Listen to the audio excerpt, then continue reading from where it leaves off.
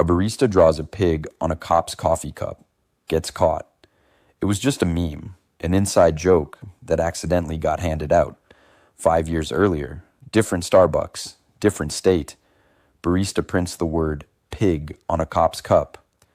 Just a joke for a coworker. Same slur, same excuse, same escape hatch. Here's the thing.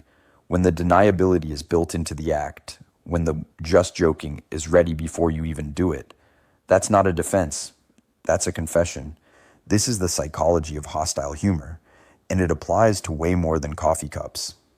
This is pattern logic, where we find the hidden wiring behind everyday behavior. If you want to understand people better, including yourself, subscribe. January 2026. An LA County Sheriff's deputy is working a 16-hour shift. He stops at Starbucks, just wants caffeine. When he gets his cup, there's a hand-drawn pig on it. The deputy said it left him feeling discouraged and disrespectful. Not enraged, not vengeful, just deflated. All I wanted was caffeine, but instead I left feeling uneasy. Starbucks fired the employee. Corporate apologized, and then came the explanation. It was John Pork, a viral meme character, a humanoid pig from TikTok. The drawing was supposedly an internal morale booster that was never intended for a customer. Maybe. But here's what's interesting. This exact scenario played out in 2019.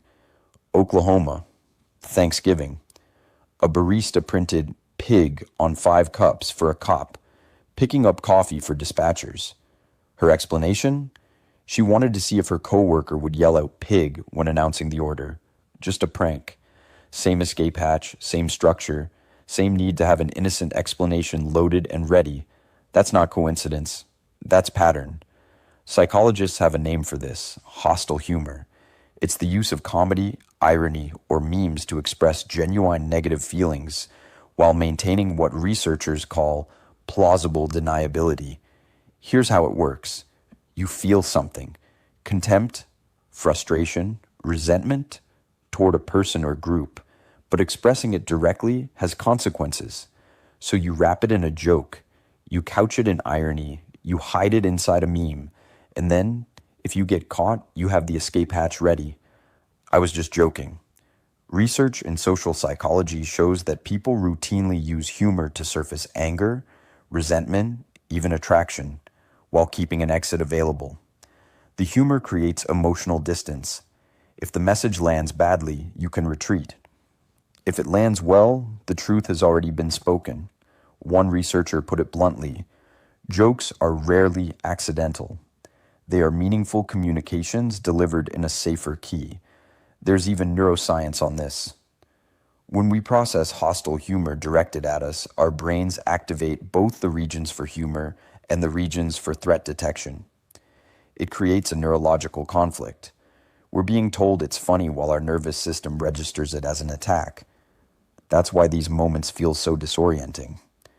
Your brain is literally receiving mixed signals. And here's the uncomfortable part. Hostile jokes are actually rated as funnier than non-hostile jokes. They provide what researchers call aggressive catharsis, a feeling of superiority. The joke feels satisfying precisely because it lands a blow. So let's talk about the escape hatch itself. I was just joking. It was a meme. It wasn't meant for you. Notice what these phrases do. They shift the problem from the speaker to the listener. Now you're the one who can't take a joke. You're the one who's too sensitive. You're the one making it weird. Psychologists call this gaslighting through humor. The aggression is real, but if you react to it, you become the problem. This is why hostile humor is so effective and so corrosive. It creates a catch-22. If you call it out, you're accused of overreacting. If you stay silent, you absorb the hit. Either way, the person who delivered it faces no accountability. Dr. Daryl Wing Su, who studies microaggressions, identified a specific category for this: the microassault. That's when someone intentionally behaves in a discriminatory way while maintaining the ability to deny intent. His textbook example? telling a racist joke, then saying, "I was just joking." The key word is intentionally. The act is deliberate. The deniability is pre-built. The escape hatch isn't discovered after the fact. It's constructed before the act even happens. That's why the excuse is the tell. When someone has their defense ready before they've even done the thing, they knew exactly what they were doing. Now let's talk about the specific word, pig. This isn't random. Comparing humans to animals is one of the oldest and most documented forms of psychological dehumanization. Researchers have traced this pattern across centuries and cultures. Whenever a group wants to justify mistreatment of another group, they compare them to animals. Why does this work? Because our brains have deeply embedded beliefs about the human-animal divide. We see humans as rational, moral, emotionally complex. Animals as driven by instinct, incapable of higher thought. By likening someone to an animal, you psychologically strip them of the qualities that would normally trigger your empathy. The term pig for police dates back to the 19th century England, but it exploded in America during the 1960s. Protesters, counterculture movements, and activist groups used it deliberately to delegitimize authority, to reduce officers from individuals to a category. And here's what's crucial.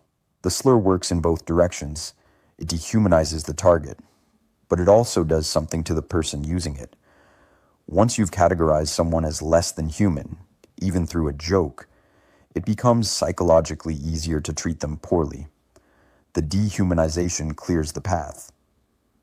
This is what psychologist Albert Bandura called moral disengagement. When we dehumanize someone, our normal self sanctions the internal voice that says, "This is wrong, go quiet." We can do things we wouldn't normally do because we've convinced ourselves the target doesn't fully count. But here's where it gets more nuanced. Let's talk about the person who drew the pig. Service workers occupy a unique psychological position. They have a tiny window of anonymous power over strangers. They control your food, your coffee, your experience. But they can't express grievance openly without losing their job. They smile while absorbing rudeness. They comply while seething. Psychologists who study passive-aggressive behavior call this environment a perfect incubator. The service worker feels powerless in the larger hierarchy, but has momentary control in this one transaction, and that creates a pressure valve. Research on passive aggression in customer service found that workers maintain their public smile while privately seething and plotting revenge. Small acts of defiance, deliberate inefficiency, feigned mistakes, or in this case, drawings on cups, become a way to assert agency in a system that strips it away. Does this excuse it? No. But it explains the mechanism. The pig on the cup isn't just about cops. It's about what happens when someone has one brief moment of power and uses it to express contempt they can't voice directly. And if you've ever worked a service job, you know the feeling. Maybe you never drew on a cup, but you felt the impulse. The customer who treated you like furniture, the guy who snapped his fingers, the woman who talked past you like you weren't there. The difference isn't whether you felt it. The difference is what you did with it. So what did this moment cost? The deputy. He walked in tired, doing his job, wanting caffeine. He walked out carrying a small psychic weight, the reminder that someone he'd never met saw his uniform and felt contempt. Discouraged and disrespectful were his words, not anger, just erosion. The barista lost their job. Whatever satisfaction the joke provided, it lasted seconds. The consequence is permanent. And here's the part nobody talks about. Moments like this don't stay contained. The deputy goes home carrying that weight. Maybe he's a little shorter with his family. Maybe he's a little more cynical on his next shift. The barista carries the shame of public firing, the story that will follow them to their next job interview. Tiny ripples moving outward. Hostile humor always promises a clean hit. You get the satisfaction, they absorb the cost. But research shows it doesn't work that way. Studies on aggressive humor find it's negatively correlated with relationship satisfaction, agreeableness, and social connectedness. The person using it pays too. They just don't see the invoice. Now here's the part where I turn the camera around. This video isn't really about baristas or cops. It's about the escape hatch. And we've all used it. The comment you made that was just sarcasm. The text you sent that was just venting. The thing you said about someone that was just an observation. When the deniability is pre-built, when you already know how you'll explain it if you get caught, that's the tell. You knew it would land as a blow. You just wanted to throw it without accountability. And look, sometimes the target deserves it. Sometimes the grievance is legitimate. Sometimes the only power you have is the small, petty kind. But the research is clear. Hostile humor corrodes the person using it, not just the target. Every time you take the escape hatch, you train yourself to avoid direct communication. You get better at plausible deniability and worse at actual honesty. So here's the takeaway. Next time you're about to say something with an escape hatch already loaded, pause.